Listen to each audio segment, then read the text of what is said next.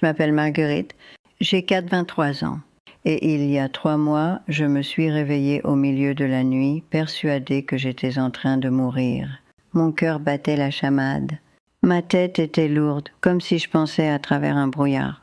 Mes mains picotaient d'une façon qui m'effrayait, des fourmillements qui remontaient le long de mes 2 bras. Je suis restée allongée là dans le noir, essayant de ralentir ma respiration, me demandant si c'était la fin, si je devais appeler quelqu'un, si j'allais tenir jusqu'au matin. Le médecin n'a rien trouvé d'anormal avec mon cœur, rien d'anormal avec mon sang. Il a suggéré l'anxiété, ce qui m'a semblé être une façon polie de dire que c'était dans ma tête. Mais je connaissais mon corps, et je savais que quelque chose n'allait pas. Il m'a fallu encore 2 semaines de mauvaises nuits avant de comprendre ce qui me tuait. Et quand j'ai enfin compris, je me suis sentie idiote, en colère même. Parce que c'était là depuis le début, à moins d'1 mètre de mon visage, juste à côté de mon oreiller. J'ai grandi dans une maison où rien n'était gaspillé. On ne jetait pas une horloge juste parce qu'elle faisait trop de bruit. On ne remplaçait pas une lampe parce qu'elle clignotait. Si quelque chose fonctionnait, on le gardait. C'était la règle. Alors quand j'ai acheté mon réveil numérique en 1987, je n'ai jamais pensé à le remplacer.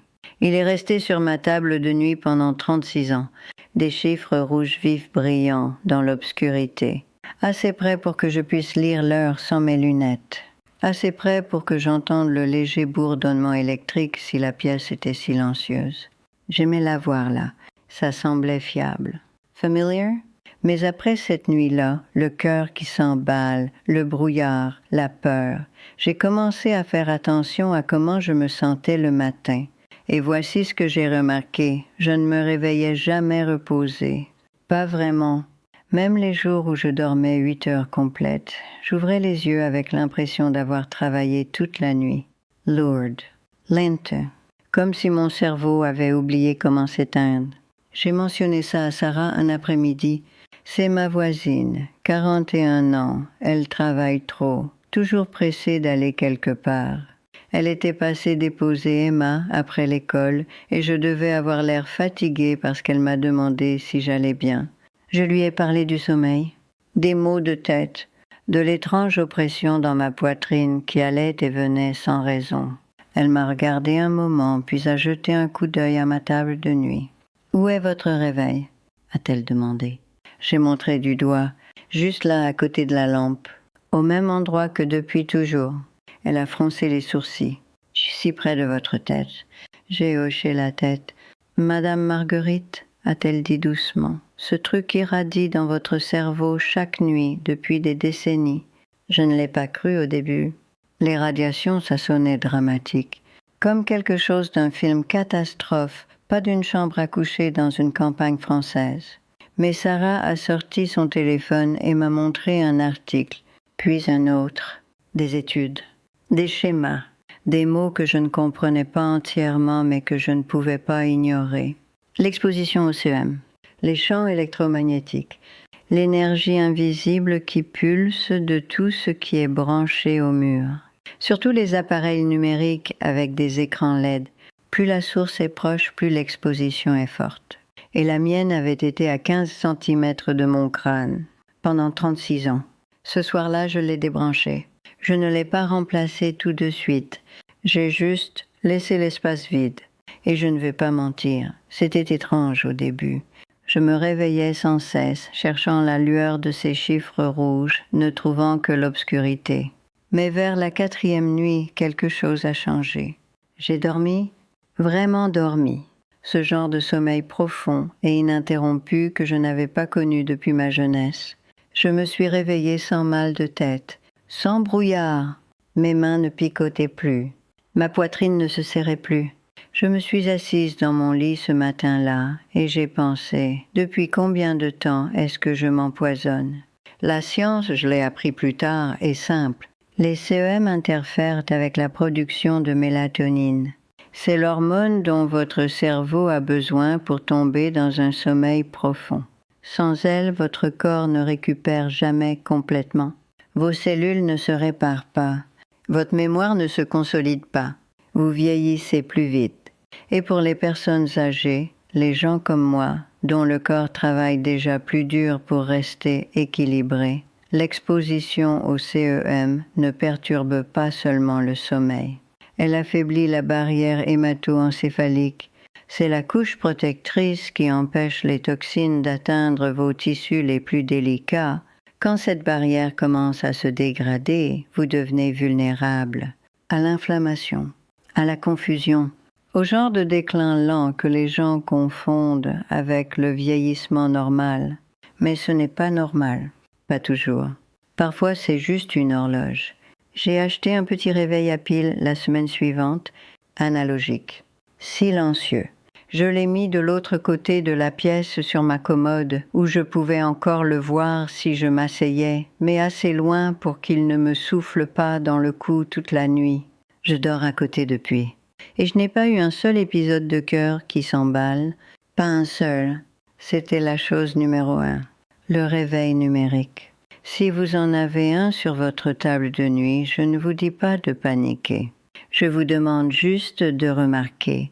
À quelle distance est-il? Comment vous sentez-vous le matin? Parfois, le plus petit objet contient la plus grande réponse.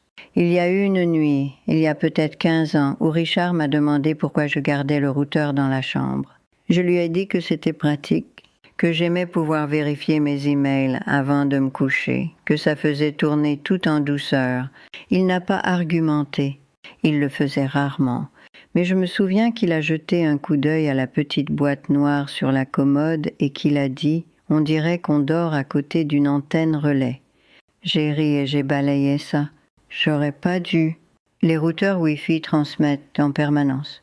Même quand vous ne les utilisez pas, même quand vous dormez, ils envoient des impulsions de rayonnement radiofréquence, des ondes invisibles qui traversent les murs, les meubles, vous, à la recherche d'appareils à connecter.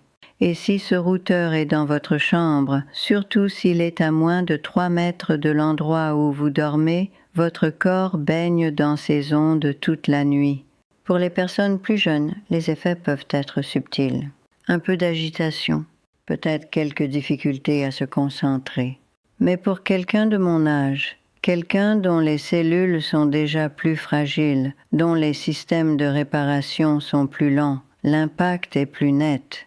Des problèmes de mémoire, des palpitations cardiaques, un sentiment rampant de confusion qu'on ne peut pas tout à fait expliquer. Je n'ai pas fait le lien au début. Je pensais que j'oubliais des choses parce que je vieillissais. Égarer mes clés, me répéter, perdre le fil des conversations en plein milieu. Mais après avoir déplacé le routeur, après l'avoir rangé dans le placard du couloir, aussi loin de la chambre que possible, ces absences ont commencé à s'atténuer. Pas du jour au lendemain, mais progressivement, comme si mon cerveau avait enfin le droit de se reposer. Il y avait un homme dont j'ai lu l'histoire en ligne. Il s'appelait Stéphane. Il avait 71 ans, ingénieur, fier de rester vif. Mais au cours d'une année, il a remarqué que sa mémoire glissait. Il oubliait des noms, oubliait des dates. Sa femme lui disait quelque chose d'important et 1 heure plus tard, c'était parti. Son médecin a fait des examens, n'a rien trouvé d'alarmant, a suggéré que c'était peut-être juste l'âge. Mais Stéphane a continué à poser des questions. Et finalement, quelqu'un lui a demandé « Où gardez-vous votre routeur Wi-Fi ?» Il était sur sa table de nuit, à 2 mètres de sa tête. Il l'a déplacé dans le bureau au sous-sol, l'a mis sur une minuterie pour qu'il s'éteigne automatiquement à 23 heures chaque soir et se rallume à 7 heures du matin. 3 semaines plus tard, ses scores de mémoire avaient augmenté de 30%. 30%. Avec un seul changement. Je ne connais pas Stéphane personnellement, mais je le crois, parce que j'ai vécu une version plus modeste de la même chose. Voici ce que j'ai fait et ce que je suggérerais si vous êtes prêt à essayer. Déplacez votre routeur hors de la chambre, aussi loin que possible. Un couloir, un placard, même un autre étage si possible. Si vous ne pouvez pas le déplacer, éteignez-le la nuit. Vous n'avez pas besoin du Wi-Fi pendant que vous dormez.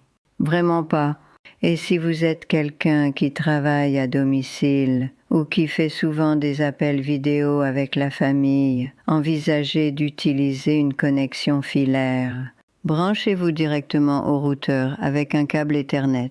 C'est plus rapide, plus stable, et ça réduit votre exposition aux radiations à presque rien. Je sais que ça semble peu pratique. Je sais que ça donne l'impression d'un retour en arrière. Mais votre cerveau, votre beau cerveau fatigué et surmené, mérite quelques heures de calme. Parce que voici la vérité, votre corps peut guérir, même maintenant, même à 83 ans, ou 70, ou 90. Mais il ne peut pas le faire tout en luttant contre des interférences invisibles. Il a besoin de silence, de vrai silence. Le genre qui laisse vos cellules respirer. C'était la chose numéro 2. Le routeur Wi-Fi. Et je n'ai pas fini. J'adorais l'odeur de ma chambre. La lavande, douce et propre. Elle venait d'un petit diffuseur à brancher que je gardais près de la porte du placard. Je remplaçais la cartouche chaque mois, et la pièce se remplissait de ce parfum doux et apaisant. Ça me donnait l'impression de prendre soin de moi, de garder les choses agréables. Mais il y a environ 1 an, j'ai commencé à me réveiller avec la gorge sèche et irritée. Au début, j'ai accusé la météo, puis mon âge, puis des allergies que je n'avais jamais eues. J'ai essayé le thé, les pastilles. J'ai même acheté un humidificateur pensant que l'air était trop sec. Rien n'a aidé. La toux a empiré. Un picotement persistant qui se transformait en râle en milieu de matinée. Je me raclais constamment la gorge, gênée quand j'étais au téléphone avec ma fille Léa ou quand Emma était assise à côté de moi à faire ses devoirs. Ce n'est que lorsque j'ai passé un long week-end chez ma sœur Jeanne, qui n'utilise aucun produit parfumé, elle ne l'a jamais fait, que j'ai remarqué que la toux avait disparu. Complètement. 3 jours. Aucune irritation de la gorge. Aucun grattement. Je suis rentrée chez moi et en 2 nuits, c'était revenu. C'est là que j'ai enfin compris. J'ai débranché tous les diffuseurs de la maison. Tous. Et je suis restée là dans le silence, me sentant idiote de ne pas l'avoir vu plus tôt. Ces petits appareils à brancher ne libèrent pas seulement du parfum. Ils libèrent des produits chimiques, des composés organiques volatiles, on les appelle.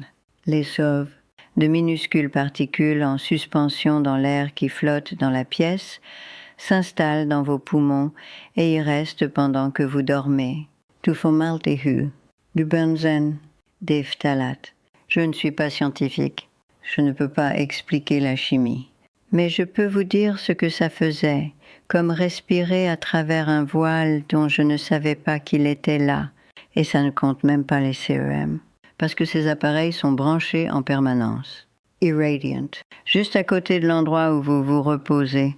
Pour quelqu'un de mon âge, quelqu'un dont les poumons ne se dégagent pas aussi vite, dont les voies respiratoires sont plus sensibles, cette combinaison est dévastatrice. Il y avait une femme nommée Virginie, 77 ans. Elle adorait garder sa maison fraîche. Elle avait des diffuseurs dans chaque pièce, y compris un juste à côté de son lit, parce qu'elle aimait l'odeur de la lavande la nuit. Mais avec le temps, elle a développé une toux, une oppression dans la poitrine, des difficultés à reprendre son souffle après avoir monté les escaliers. Son médecin a pensé que c'était de l'asthme, lui a donné un inhalateur. Ça n'a pas aidé. Ce n'est que lorsqu'elle a rendu visite à sa fille pendant 1 semaine, pas de diffuseur, pas de bougie parfumée, que sa respiration s'est améliorée. Quand elle est rentrée, sa fille lui a suggéré de tous les enlever. Virginie hésitait. Elle les utilisait depuis des années. Mais elle a accepté d'essayer. En quelques jours, la toux a cessé. Sa poitrine s'est détendue. Elle a recommencé à dormir toute la nuit sans se réveiller en haletant. Son test de fonction pulmonaire, 1 mois plus tard, montrait une amélioration significative. Tout ça parce qu'elle avait débranché un appareil à 4 €. J'ai remplacé les miens par un petit bol de bicarbonate de soude rangé dans un coin de mon placard. Il absorbe les odeurs en silence. Pas de parfum, pas de produits chimiques, pas de rayonnement. Si je veux une odeur agréable, je mets quelques gouttes d'huile essentielle sur une boule de coton et je la laisse sur la commode, loin du lit, loin de l'endroit où je respire toute la nuit. C'est plus doux, plus simple, et ma gorge ne m'a plus dérangée depuis. C'était la chose numéro 3. le diffuseur de parfum à brancher. Et je vous dirai ceci, il ne me manque pas. Pas du tout, parce que je préfère respirer clairement que sentir la lavande.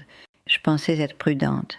Après avoir débranché l'horloge, déplacé le routeur, jeté les diffuseurs, je pensais en avoir fait assez. Je me sentais plus légère, plus claire.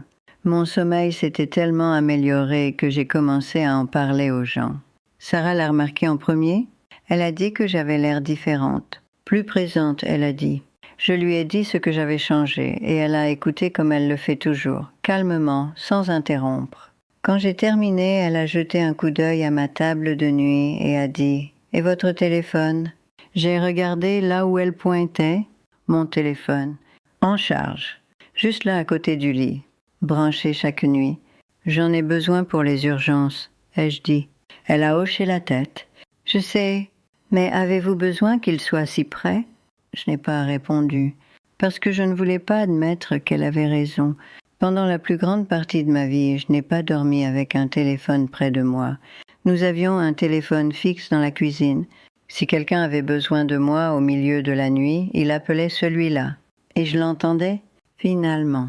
Mais après la mort de Richard, la maison semblait trop silencieuse, trop grande. Et j'ai commencé à garder mon téléphone portable sur la table de nuit au cas où un de mes enfants appellerait, au cas où quelque chose arriverait, au cas où je tomberais et aurais besoin d'aide. Ça me faisait me sentir plus en sécurité, mais ça me rendait aussi malade. Les smartphones émettent deux types de rayonnement. L'un vient de l'écran et du processeur, la même exposition au CEM que j'avais apprise avec l'horloge et le routeur. Mais l'autre est pire. On l'appelle rayonnement radiofréquence et il pulse constamment tant que le téléphone est allumé, cherchant le signal, mettant à jour les applications, synchronisant les données. Même quand vous ne l'utilisez pas, même quand vous pensez qu'il est juste posé là, dormant et inoffensif. Et quand ce téléphone est en charge, branché au mur, tirant de l'électricité, il irradie encore plus. Je ne savais pas ça. Pas pendant des années. Ce que je savais, c'est que je m'étais remise à me réveiller avec des maux de tête. Pas chaque nuit, mais assez souvent pour que je commence à garder de l'ibuprofène dans le tiroir. J'avais aussi remarqué une étrange chaleur sur le côté de mon visage le plus proche du téléphone. Une sensation de rougeur, comme si j'avais été allongée au soleil. Je l'ai mentionné une fois à ma fille Suzanne pendant un de nos appels du dimanche. Elle est prudente. Réfléchis. Le genre de personne qui fait des recherches sur tout avant de prendre une décision. Elle m'a demandé où je gardais mon téléphone la nuit. Quand je lui ai dit, elle est restée silencieuse un moment, puis elle a dit « Maman, ce n'est pas sûr ». Je me suis hérissée. Je ne voulais pas, mais je l'ai fait. J'ai 83 ans, ai-je dit. J'ai besoin de pouvoir joindre les gens. Tu peux toujours joindre les gens, a-t-elle dit doucement. Juste pas à 15 centimètres. Il m'a fallu encore une semaine pour le déplacer. J'ai acheté une petite étagère en bois et je l'ai montée de l'autre côté de la pièce, près du placard, assez haute pour que je puisse encore voir l'écran s'il sonnait, assez loin pour qu'il n'irradie pas dans mon visage toute la nuit. J'ai aussi commencé à le mettre en mode avion avant de me coucher. Ça coupe le signal. Arrête la recherche. Il fonctionne toujours comme horloge, et s'il y a une vraie urgence, le téléphone fixe est de nouveau en service maintenant. Jeanne m'a aidé à l'installer. Les maux de tête ont cessé en 5 jours. La sensation de rougeur sur mon visage disparut, et j'ai recommencé à rêver. Des rêves vivants, complets. Le genre dont je ne m'étais pas souvenu depuis des années. Je n'avais pas réalisé combien j'avais perdu jusqu'à ce que je le récupère. Il y a un nom que je n'ai pas prononcé à voix haute depuis longtemps. Arthur. Je ne vous raconterai pas toute l'histoire. Pas encore. Peut-être jamais. Mais je vous dirai ceci. À l'été 1974, j'ai passé 3 semaines à me sentir plus éveillée que je ne l'avais été pendant tout mon mariage. Pas parce que quelque chose de dramatique s'est passé, mais parce que pour la première fois depuis des années, quelqu'un me regardait et me voyait. Nous n'avons plus parlé après cet été. J'ai fait un choix. Je suis rentrée. Je suis restée. mais je n'ai jamais oublié ce que ça faisait d'être aussi éveillée. Et quand j'ai déplacé mon téléphone de l'autre côté de la pièce et que j'ai recommencé à dormir profondément, quand j'ai recommencé à rêver, à ressentir, ça m'a rappelé cet été. Ce que c'est quand votre esprit est clair, quand votre corps ne lutte pas contre quelque chose d'invisible, quand on vous permet simplement d'être. Je ne dis pas qu'un téléphone est la même chose qu'un mariage ou qu'une vie, mais je dis ceci, nous abandonnons plus que nous ne réalisons quand nous cessons de faire attention. Et parfois, le plus petit changement ramène une partie de vous-même que vous pensiez disparue. C'était la chose numéro 4, le téléphone en charge à côté du lit. Et c'est celui que je vois le plus souvent quand je rends visite à d'autres personnes, juste là sur la table de nuit, brillante, pulsante, à quelques centimètres de leur tête. Je ne dis rien à moins qu'on me le demande. Mais quand on me le demande, je dis ce que je sais, parce que ce n'est pas une question de peur. C'est une question de choix. Vous pouvez toujours avoir votre téléphone. Vous pouvez toujours vous sentir en sécurité. Vous n'avez simplement pas besoin de dormir à côté d'un émetteur. Quelques semaines après avoir déplacé le téléphone, j'ai eu une longue conversation avec Sarah. Elle avait des difficultés. Le travail l'accablait. Emma avait été malade 2 fois en 1 mois. Et Sarah avait l'air mince, fatiguée d'une façon qui m'inquiétait. Je lui ai fait du thé et nous nous sommes assises dans ma cuisine. Et finalement, elle a admis quelque chose que je ne pense pas qu'elle avait dit à voix haute avant. « Je suis épuisée tout le temps », a-t-elle dit, « même quand je dors, même quand je fais tout bien. » Je lui ai posé les mêmes questions que je m'étais posées à moi-même. « Où est votre téléphone la nuit? Votre routeur? Utilisez-vous quelque chose d'électrique près du lit? » Elle a réfléchi un moment, puis a dit doucement « J'utilise une bouillotte électrique pour mon dos. » Je connaissais cette bouillotte. Je l'avais vue sur son canapé. Une à brancher, le genre qui reste chaude tant qu'elle est connectée. « Vous dormez avec ?» ai-je demandé. Elle a hoché la tête. « Chaque nuit. Je ne peux pas m'endormir sans. » J'ai compris. J'avais fait la même chose pendant des années. Quand les hivers devenaient froids et que mes genoux me faisaient mal, j'utilisais une couverture chauffante. Ça ressemblait à une gentillesse, comme si je prenais soin de moi, enveloppant mon corps de chaleur et de réconfort. Mais je ne savais pas dans quoi d'autre je m'enveloppais. Les couvertures chauffantes et les bouillottes électriques fonctionnent en faisant passer des courants à travers de fins fils tissés dans le tissu. Ces courants génèrent de la chaleur. Mais ils génèrent aussi des champs électromagnétiques, des forts, qui couvrent tout votre corps pendant que vous dormez. Votre poitrine, votre abdomen, vos jambes, votre cœur. Et contrairement à une horloge ou un routeur qui se trouve à quelques mètres, ces appareils pressent directement contre votre peau. Pendant des heures, toute la nuit, l'exposition au CEM est intense, prolongée. Et pour les personnes âgées, dont le corps travaille déjà plus dur pour gérer l'inflammation, ça peut faire basculer l'équilibre. Je n'ai pas fait le lien entre mes douleurs articulaires et la couverture jusqu'à ce que j'arrête de l'utiliser. Je me réveillais raide, endolorie. Mes genoux semblaient gonflés même s'ils n'en avaient pas l'air. J'accusais la météo, accusais mon âge, prenais plus d'ibuprofène et continuais. Mais l'hiver où je suis passée à une couette en duvet et des draps en flanelle, l'hiver où j'ai arrêté de me brancher chaque nuit, la douleur s'est atténuée. Pas complètement. J'ai toujours 83 ans. Mais assez pour que je le remarque, assez pour que je me demande depuis combien de temps je me faisais du mal sans le savoir. J'ai dit à Sarah ce que j'avais appris. Je n'ai pas insisté. J'ai juste partagé. Elle m'a regardé un long moment, puis a dit « Je ne sais pas si je peux y renoncer. » J'ai compris ça aussi. « Vous n'avez pas à y renoncer, ai-je dit. Juste, utilisez-la pour réchauffer le lit avant de vous coucher, puis débranchez-la. Laissez votre corps garder la chaleur. » Elle a essayé ce soir-là. 1 semaine plus tard, elle m'a dit qu'elle avait mieux dormi qu'elle ne l'avait fait depuis des mois.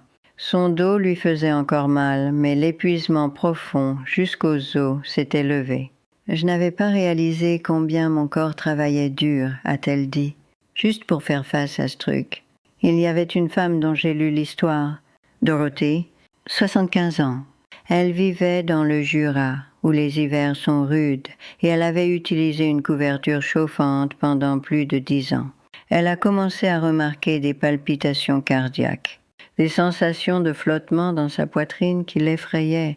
Son médecin a fait des examens, n'a rien trouvé d'urgent, a suggéré le stress, mais Dorothée a continué à chercher des réponses. Et finalement, quelqu'un lui a demandé « Utilisez-vous une couverture chauffante ?» « Oui, chaque nuit, à basse température, toute la nuit jusqu'au matin. » Elle est passée aux couches « Laine, flanelle », une bouillotte d'eau chaude pour préchauffer les draps. 3 semaines plus tard, les palpitations ont cessé. Son rythme cardiaque s'est stabilisé. Ses douleurs articulaires se sont améliorées. Elle a dit à sa fille que c'était comme se réveiller d'une longue fièvre de bas grade. Je ne connais pas Dorothée, mais je crois son histoire, parce que j'en ai vécu des morceaux, et Sarah aussi. C'était la chose numéro 5, la couverture chauffante ou la bouillotte électrique. Et voici ce que je veux que vous entendiez. Vous n'avez pas à avoir peur de la chaleur, ou du confort, ou des outils qui vous aident à dormir. Vous devez juste savoir ce qu'ils vous font, parce que votre corps essaye encore, travaille encore, guérit encore, si vous le laissez faire. Et parfois, le laisser guérir signifie enlever quelque chose. Après avoir fait tous ces changements, après avoir débarrassé ma chambre de tout ce qui bourdonnait ou brillait ou irradiait, j'ai commencé à écrire les choses. Au début, c'était juste des notes, des bouts de papier, des rappels pour moi-même de ce que j'avais appris, mais ensuite c'est devenu quelque chose de plus. J'ai réalisé que j'avais passé des années à prendre de petites décisions que je pensais m'aider à rester indépendante, garder le téléphone près de moi, la couverture allumée, le routeur à proximité, mais elles volaient en fait ma force. Et je voulais m'en souvenir. Je voulais laisser quelque chose derrière moi, pas pour moi, pour des gens comme Sarah, comme vous. Alors j'ai écrit un livre, j'ai failli ne pas le partager. Je ne suis pas une écrivaine professionnelle. Je suis juste quelqu'un qui a vécu assez longtemps pour remarquer des schémas, mais quelques personnes m'ont convaincu de le publier. Et maintenant, il est disponible en numérique pour que tout le monde puisse le lire. Il s'appelle Le Code de la liberté. C'est sur l'indépendance, la vraie indépendance, celle qui ne vient pas des appareils ou des commodités, mais de connaître votre corps assez bien pour le protéger.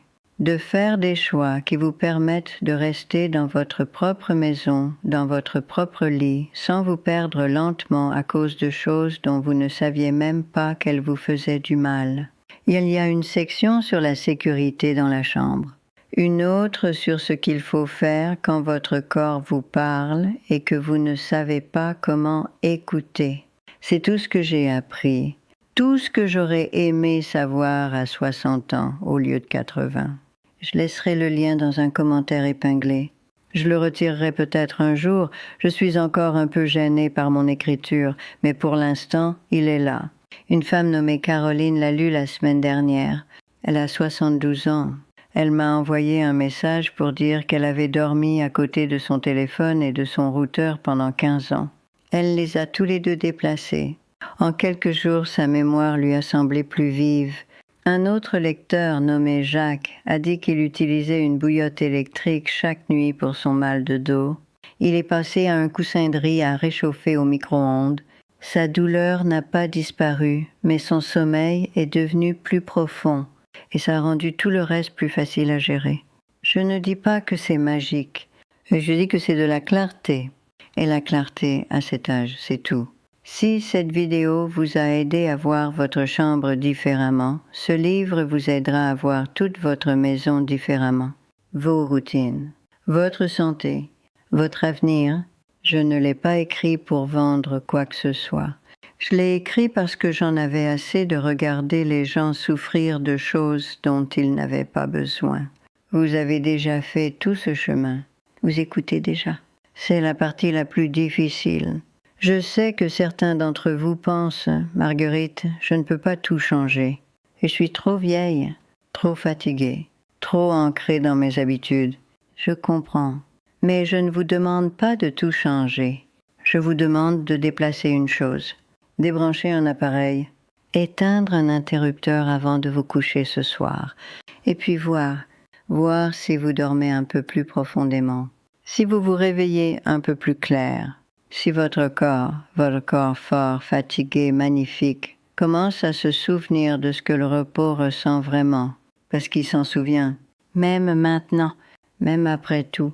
Votre corps sait encore comment guérir. Vous devez juste arrêter de vous mettre en travers de son chemin.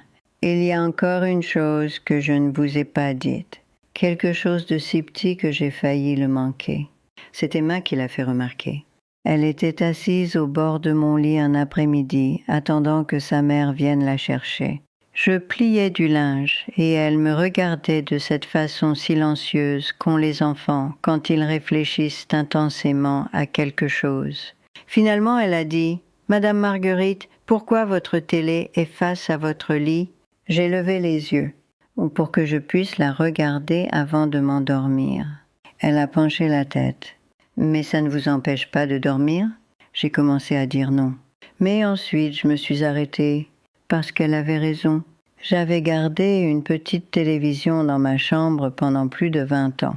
Elle était posée sur la commode, tournée vers le lit. Je l'allumais la plupart des soirs, généralement les informations ou un vieux film, et je la laissais tourner pendant que je m'endormais. Je me disais que ça m'aidait à me détendre, que le son me tenait compagnie, que c'était mieux que de rester dans le silence. Mais la vérité était que je ne m'endormais presque jamais quand elle était allumée. Je restais allongée là, regardant à moitié, pensant à moitié, mon cerveau ne se calmant jamais vraiment. Et même après avoir finalement tendu la main pour l'éteindre, je restais éveillée encore 20 ou 30 minutes, mon esprit toujours en ébullition. Je pensais que c'était normal, je pensais que c'est ce qui se passait quand on vieillissait, que le sommeil devenait plus léger, plus difficile à attraper. Mais après qu'Emma ait posé sa question, j'ai commencé à faire attention. Et j'ai réalisé, la télé ne m'aidait pas à m'endormir, elle me gardait éveillée. Les télévisions, surtout les modèles à écran plat plus récents, émettent de la lumière bleue. C'est le type de lumière qui signale à votre cerveau qu'il fait encore jour, que vous devriez être alerte, éveillé, prête. Elle supprime la mélatonine, la même hormone qui vous aide à tomber dans un sommeil profond. Et quand vous êtes allongé dans votre lit, à quelques mètres de l'écran, cette lumière se déverse directement dans vos yeux, même si la pièce est sombre, même si vous pensez être détendu. Votre cerveau ne fait pas la différence entre un écran lumineux et une fenêtre ensoleillée. Il sait juste, lumière signifie réveille-toi. Et si la télé reste allumée toute la nuit, ou même juste jusqu'à ce que vous vous endormiez, elle continue d'irradier des CEM dans la pièce. Une exposition constante de bas niveau, le même genre que je m'étais efforcé d'éliminer de tous les autres coins de ma chambre. J'avais enlevé l'horloge, déplacé le routeur, débranché le diffuseur de parfum et le téléphone. Mais j'avais laissé la télévision, et elle défaisait tout. Je ne m'en suis pas débarrassée immédiatement. J'ai d'abord essayé le compromis. Je l'ai éloigné du lit. J'ai commencé à l'éteindre plus tôt, 1 heure complète avant de vouloir dormir. Mais même ça ne semblait pas suffisant, parce que le problème n'était pas seulement la lumière ou le rayonnement, c'était l'habitude, le réflexe, la façon dont je l'utilisais pour éviter le silence. Un soir, je l'ai débranché entièrement. Je l'ai porté dans le couloir et je l'ai laissé là, et je suis allée me coucher dans une pièce qui semblait soudain trop vide. Je pensais que je resterais éveillée toute la nuit. Mais non, je me suis endormie plus vite que je ne l'avais fait depuis des mois. Et quand je me suis réveillée le lendemain matin, la pièce semblait différente, plus douce, plus calme, comme si elle m'appartenait à nouveau. C'était la chose numéro 6. La télévision dans la chambre. Et je sais que certains d'entre vous secouent déjà la tête. Je sais que celle-ci semble plus difficile à abandonner. Mais je ne vous demande pas de la jeter. Je vous demande juste d'essayer. 1 semaine. Une chambre calme, sans écran. Voyez ce que ça fait. Voyez si votre sommeil s'approfondit, si vos pensées ralentissent, si vous commencez à vous réveiller sans ce brouillard groggy, à moitié éveillé qui vous suit jusqu'au petit déjeuner. Parce que voici ce que j'ai appris. Les choses qui ressemblent à du réconfort ne sont parfois que de la distraction. Et la distraction ne vous guérit pas. Le silence, si. Il y avait une dernière chose, quelque chose de si petit que j'ai failli le manquer. Ça a commencé il y a environ 1 an quand mon fils aîné David m'a acheté une enceinte connectée pour Noël.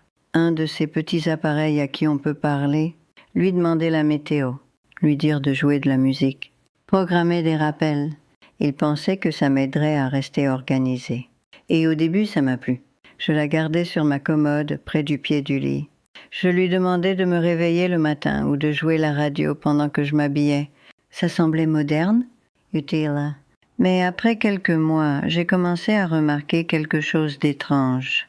Je me réveillais au milieu de la nuit et je l'entendais faire de petits bruits, de petits clics, des bourdonnements. Parfois une légère lumière pulsait, même si je n'avais rien dit. Elle écoutait. Tout le temps. Les enceintes connectées sont conçues pour rester actives. Elles attendent toujours que vous disiez le mot d'activation. Elles scrutent toujours la pièce à la recherche de son. Et pour faire ça, elles doivent rester connectées au Wi-Fi, au cloud, à n'importe quel serveur qui traite votre voix. Ce qui signifie qu'elles transmettent constamment, même quand vous ne les utilisez pas, même quand vous pensez qu'elles sont éteintes. Je ne voulais pas le croire au début, ça semblait paranoïaque, comme si j'imaginais des choses. Mais ensuite, j'ai lu une étude sur le sommeil et l'exposition au CEM. Ils ont testé des chambres avec des appareils connectés contre des chambres sans. Et les personnes qui dormaient près d'enceintes toujours allumées montraient une qualité de sommeil mesurablement plus faible, des hormones de stress plus élevées, des cycles de sommeil paradoxal plus perturbés. Leur corps ne se reposait jamais complètement parce que leur environnement ne se calmait jamais complètement.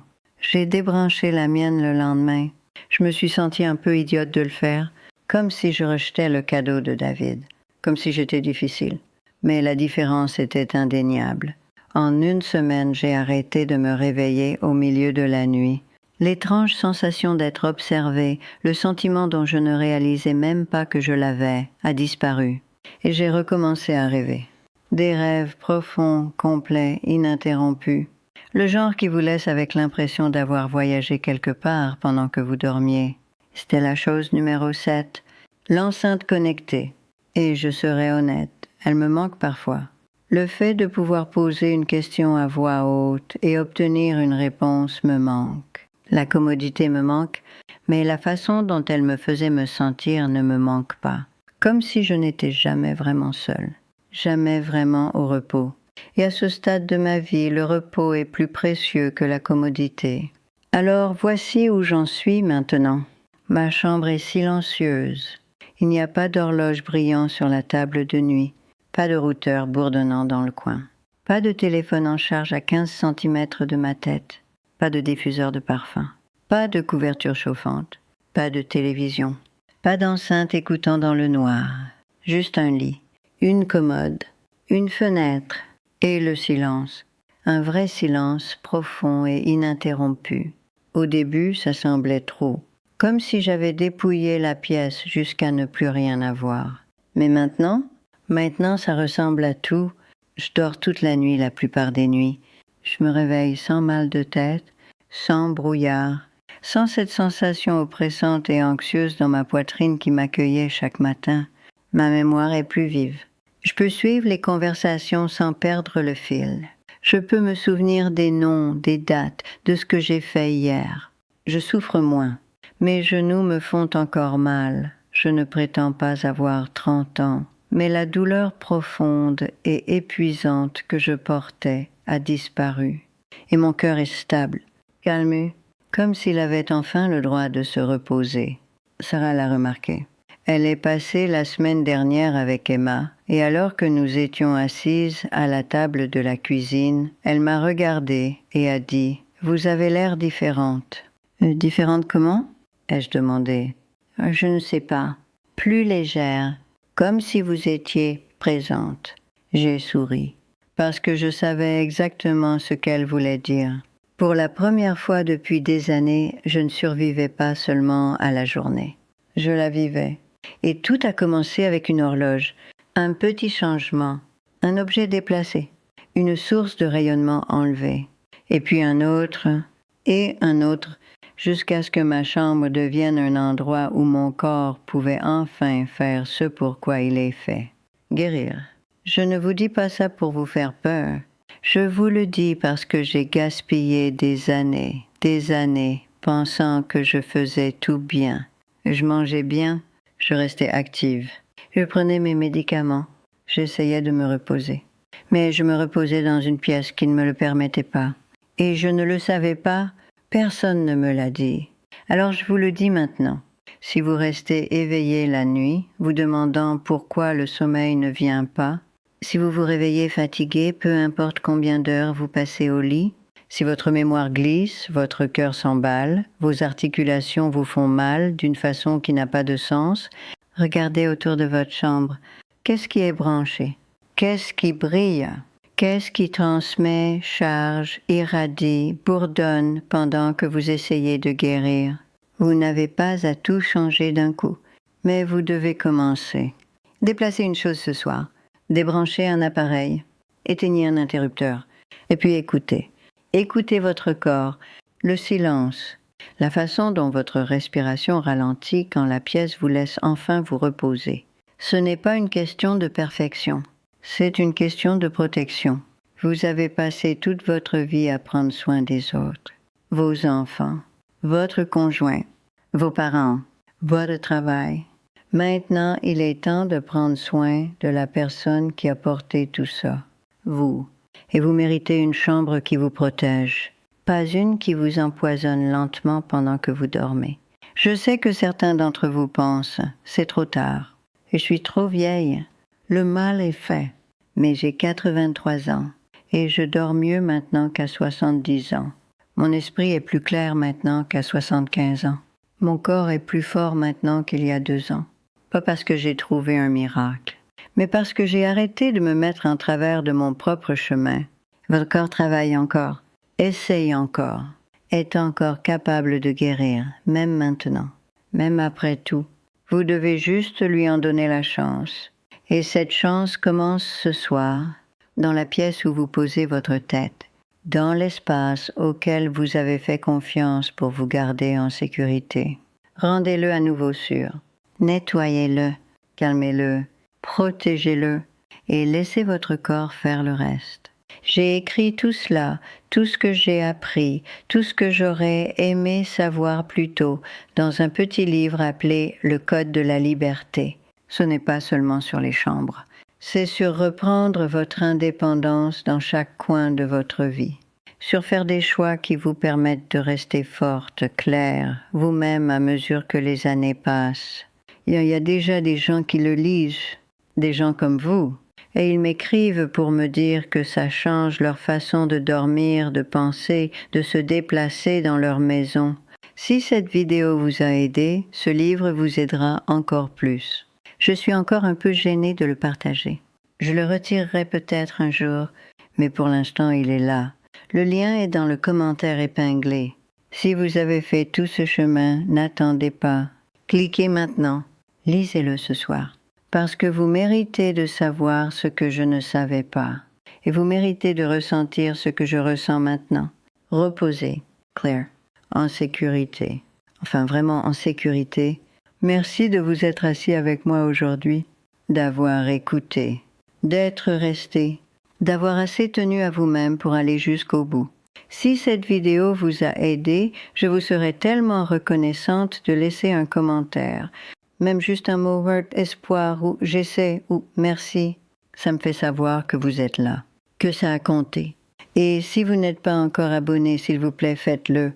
Il y a tellement plus que je veux partager avec vous, tellement de petits changements qui peuvent rendre le reste de votre vie plus léger, plus facile, plus à vous. Cliquez aussi sur la petite cloche pour ne pas manquer la prochaine vidéo.